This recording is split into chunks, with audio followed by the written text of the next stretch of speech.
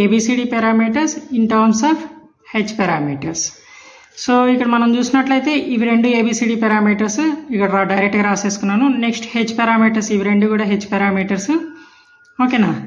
So already మనకు తెలుసు H parameters and ABCD parameters, అవి రెండు 4 ఈక్వేషన్స్ రాశాను. ఈ 4 ఈక్వేషన్ కంపారిజన్ చేస్తే second equation and fourth equation ఇవి రెండు కూడా మ్యాచ్ అవుతున్నాయి. చూడండి, I1 V2 and I2 and I2 ఇవి రెండు మ్యాచ్ అవుతున్నాయి. కాబట్టి ఈ రెండు ఈక్వేషన్స్ నుంచి C అండ్ D అనేటువంటి ఈ 2 పారామీటర్స్ని మనం డిఫైన్ చేస్తాం.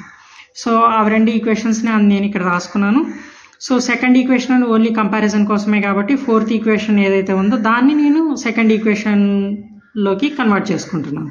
ఇప్పుడు ఇక్కడ మనకి I1 ఉంది కాబట్టి ఈ ఈక్వేషన్ ఫోర్త్ ఈక్వేషన్ కూడా I1లోకి కన్వర్ట్ చేస్తున్నాం.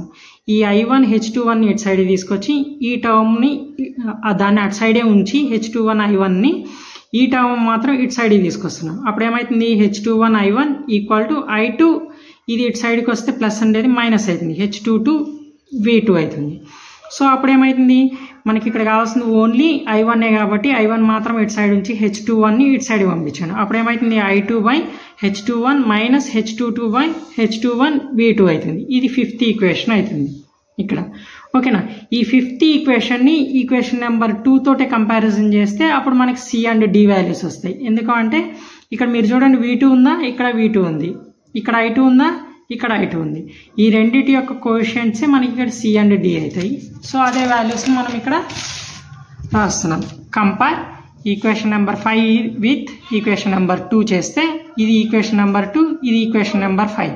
ఈ రెండిట్లోకి వెళ్ళి మనకి I2 కోఎఫిషియెంట్ ఏదైతే ఉందో అది D అవుతుంది. ఇది I2, ఇది I2, ఇక్కడ V2 ఉంది, ఇక్కడ V2 ఉంది. ఈ V2 యొక్క కోఎఫిషియెంటే C అవుతుంది అనమాట. So C equal to minus H22/H21, that one is C.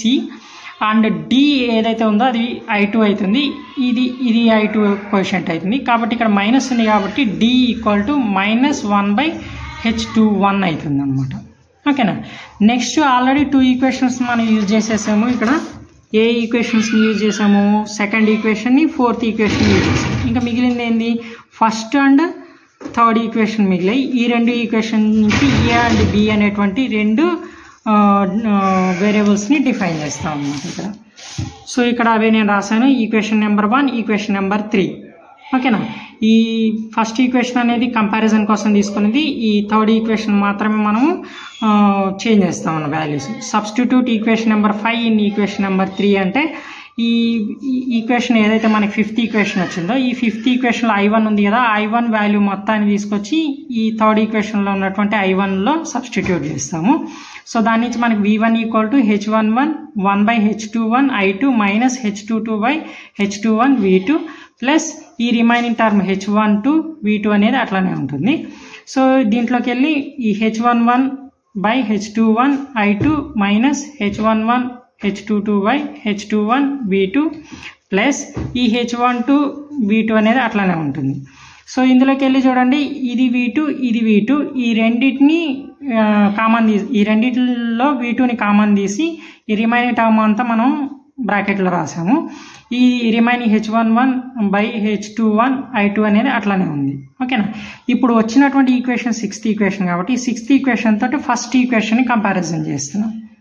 So ఇక్కడ V2 ఉంది కాబట్టి V2 యొక్క కోఎఫిషియంట్, ఇది మొత్తం V2 యొక్క కోఎఫిషియంట్ కాబట్టి ఇక్కడ A ఈక్వల్ టు ఇది మొత్తం అవుతుంది అనమాట. A equal to H12 H21 minus H11 H22/H21 అవుతుంది. ఇప్పుడు I2 యొక్క కోఎఫిషియంట్ ఇది, ఇక్కడ I2 యొక్క కోఎఫిషియంట్ B అవుతుంది. ఆ B ఈక్వల్ టు, కాకపోతే ఇక్కడ మైనస్ ఉంది కాబట్టి ఆ Bకి ఇక్కడ ఏమవుతుంది, B equal to minus H11/H21 అవుతుంది. సో ఫైనల్గా మనకి ABCD parameters equal to A అంటే ఇది మొత్తము, B అంటే ఇది, అండ్ C అంటే రిమైనింగ్ టర్మ్స్ ఇది.